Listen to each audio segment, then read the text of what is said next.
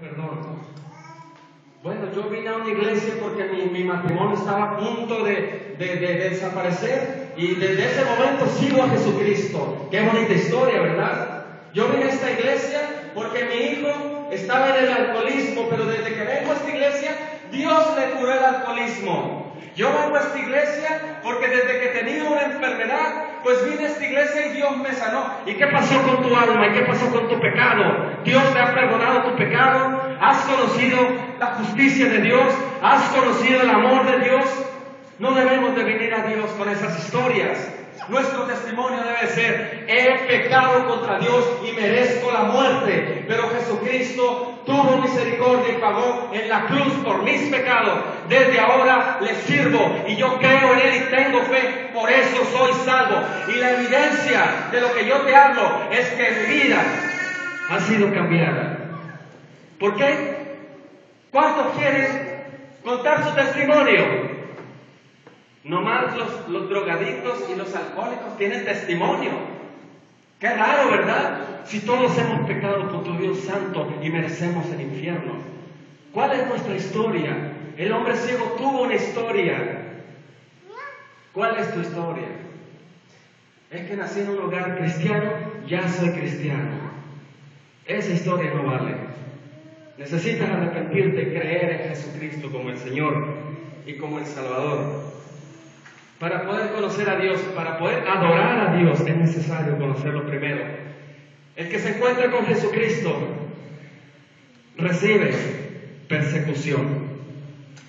Vamos a leer el verso 13, 14, 15.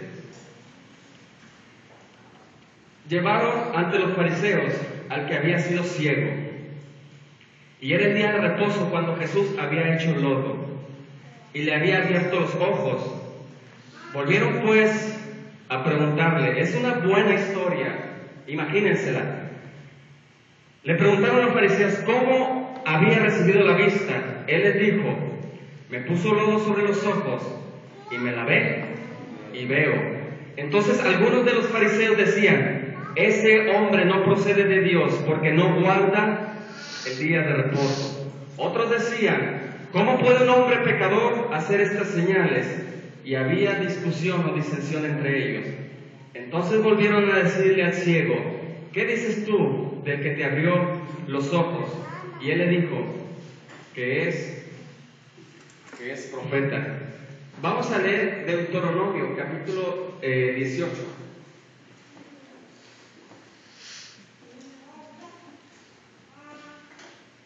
El ciego dijo: Jesús es profeta. Vamos a leer Deuteronomio capítulo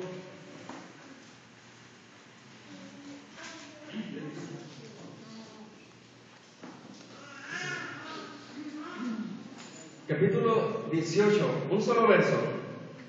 Vamos a leer con calma, asimilando lo que Dios dice. Dice el verso 15: profeta de en medio de ti, de tus hermanos, como yo, te levantará Jehová tu Dios, a él escucharás. Hechos capítulo 3, verso 22. Hechos capítulo 3, verso 22.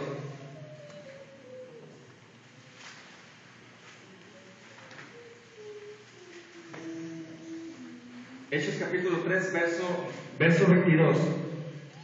Todo lo del Antiguo Testamento se cumplió en la persona de Jesucristo. Dice el verso 22, capítulo 3 de Hechos: porque Moisés dijo a los padres: el Señor vuestro Dios os levantará profeta de entre vuestros hermanos, como a mí, a él oiréis en todas las cosas que hablen. Por último, Deuteronomio capítulo 34. Si quieren buscarlo con calma para que digan que no estamos mintiendo en esta iglesia. En esta iglesia se lee la Biblia, no es palabra de nosotros. ¿Quién era este profeta? ¿Conoces ¿Conoces tú al profeta? ¿Conoces a Jesucristo? ¿Has tenido un encuentro con Él?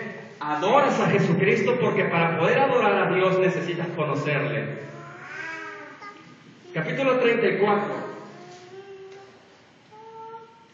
verso 10 dice: y nunca más, si lo podemos leer juntos, y nunca más se levantó profeta en Israel como Moisés, a quien hayan conocido Jehová cara a cara.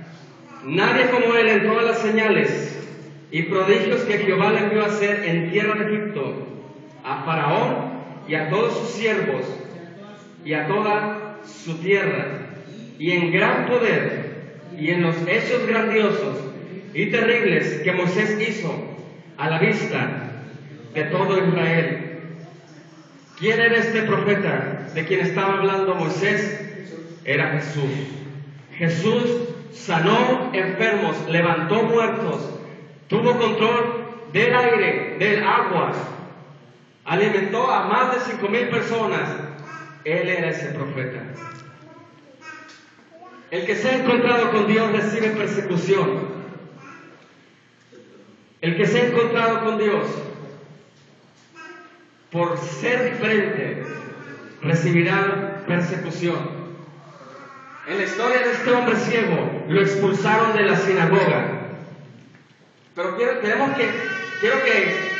que aprendamos algo de este hombre ciego, sin letras, sin estudio, pero vean la manera de responderle a los conocedores de la ley. El que se ha encontrado con Dios, Dios le da dominio propio. Dios le da dominio propio. Dios le decía a David, si somos cristianos, lo que hay adentro de este cuerpo, de este cascarón, tiene poder, porque viene a través de Jesucristo, y tiene poder para dominar tu cuerpo y dominar tu carne, porque en Cristo puedes dominar tu cuerpo. Y dígame sí o no, este hombre habló con sabiduría. A la pregunta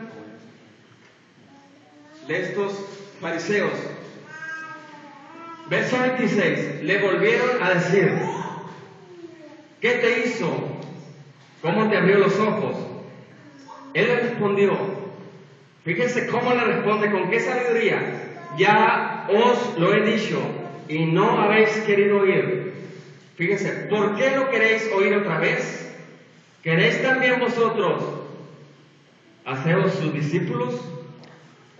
Y le injuriaron y dijeron: tú eres su discípulo, pero nosotros discípulos de Moisés somos. Nosotros sabemos que Dios ha hablado a Moisés, pero respecto a ese, no sabemos de dónde sea. Respondió el hombre y les dijo: pues esto es lo maravilloso, que vosotros no sepáis de dónde sea, y a mí me abrió los ojos. Y sabemos que Dios no oye a los pecadores, pero si alguno es temeroso de Dios y hace su voluntad, a ese oye. Y el verso 34, y le expulsaron. El que se ha encontrado con Dios, Dios le da dominio propio. El que se ha encontrado con Dios, también Dios le guarda. Verso 35, oyó Jesús que le habían expulsado, y hallándole le dijo: ¿crees tú en el Hijo de Dios? Respondió él y dijo: ¿quién es, Señor, para que crea en él? Le dijo Jesús: pues le has visto, y el que habla contigo, él es. El que se ha encontrado con Dios, el que se ha encontrado con Dios, el que conoce a Dios, el que puede comprender este libro, el que puede comprender la Escritura, puede adorar a Dios. Si tú quieres adorar a Dios, necesitas encontrarte con Dios. Y él le dijo, verso 38, y él le dijo: creo, Señor. Y le adoró. El y yo vengamos a cantar a las iglesias, a los templos, no es evidencia de que estemos adorando a Dios si no le conocemos primero. Para poder conocer a Dios, para poder adorar a Dios, necesitamos conocer a Dios.